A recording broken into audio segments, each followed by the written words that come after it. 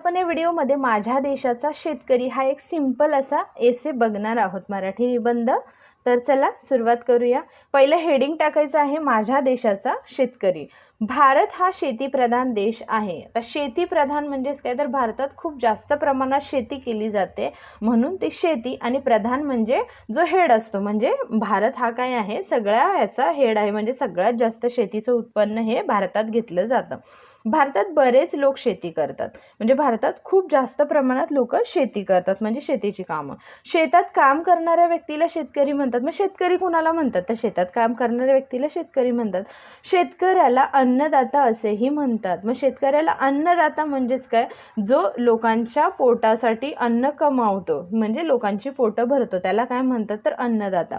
So खऱ्या अर्थाने अन्नदाता कोण आहे, तर शेतकरी आहे। जेव्हा शेतकरी शेतामध्ये राबतो, तिथून पीक काढतो, तेव्हाच तर ते पीक आपल्याला म्हणजेच काय, गहू, ज्वारी, बाजरी, तांदूळ जे काय आहे ते आपल्यापर्यंत पोहोचलं जातं, म्हणजे त्याचा मेन सोर्स कोण आहे, तर शेतकरी आहे। सेकंड पॅराग्राफमध्ये आहे शेतकरी लहान गावात राहतो। सो शेतकरी आपल्या शहरामध्ये राहतो का, तर नाही। शेतकरी कुठे राहतो, लहान गावामध्ये। तो साधा पोशाख घालतो। पोशाख म्हणजेच काय, तर त्याचा जो ड्रेसिंग सेन्स आहे, जो तो ड्रेस घालतो, सो तो कसा असतो, साधा, म्हणजे सिंपल कपडे ते लोक घालतात। तो ऊन पाऊस वाऱ्याची पर्वा न करता दिवस रात्र सतत शेतात राबत असतो। ऊन वारा म्हणजेच काय, असं नाही म्हणत की दुपारी आता ऊन आहे तर मी नाही जाणार शेतामध्ये, किंवा आता खूप पाऊस आहे तर मला शेतामध्ये नाही गेलं पाहिजे, किंवा खूप वारा आहे, असं विचार नाही करत, तर तो दिवस रात्र।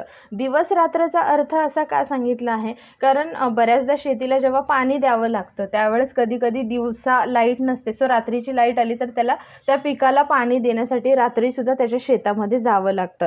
त्यामुळे त्याला असं म्हटलं आहे की तो दिवस रात्र सतत शेतात राबत असतो, म्हणजे तो सकाळीही काम करतो आणि तो रात्री सुद्धा काम करतो। तो शेतात वेगवेगळी पिके उगवतो, म्हणजे त्याच्या शेतामधून तो प्रत्येक वेळेस वेगवेगळी पिकं घेत असतो। म्हणजे ज्या ज्या भागामध्ये जे जे उत्पन्न घेणं शक्य आहे, म्हणजे जसं की गहू, ज्वारी, बाजरी, ज्या भागामध्ये, जसं की कोकणामध्ये तांदूळ पिकतो, तर कोकणामध्ये तो तांदूळ, कधी काजूचं उत्पन्न घेणं, कधी आंब्याचं उत्पन्न घेणं, नारळ घेणं, असं वेगवेगळ्या प्रकारची पिके, म्हणजे तो वेगवेगळी पिके, अजून काही असेल तर ती वेगवेगळ्या प्रकारची पिके तो घेतो। तो गाई, म्हशी, बैल पाळतो। सो शेतकऱ्याचा जोडधंदा किंवा शेतीबरोबर तो अजून काय करतो, तर त्याच्याकडे गाई असते, म्हशी असते, बैल असतो, त्याच्या घरातील मंडळी त्याला मदत करतात। सो त्याला मदत कोण करतं, कोण हेल्प करतं, तर त्याच्या घरातले जे त्याची बायको, त्याची मुलं, त्याचे आई वडील, हे कोण त्याला मदत करतात।